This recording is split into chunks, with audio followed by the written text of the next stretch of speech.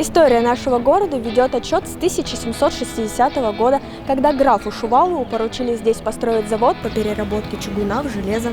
Поселение Ижевский завод интересно именно тем, что здесь жили все те, кто были задействованы в работе этого завода.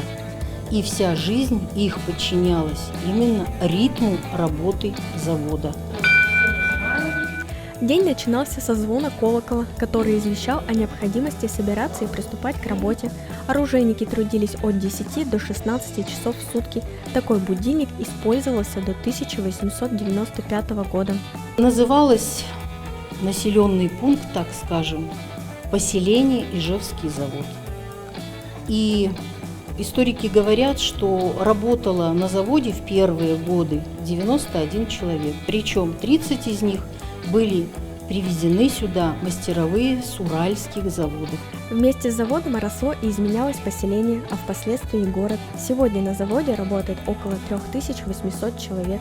Численность населения Ижевска около 650 тысяч.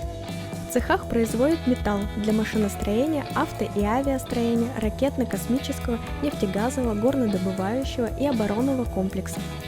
В данный момент мы стараемся минимизировать ручной труд, в отличие от буквально даже 2 десятилетий назад, где все делалось вручную.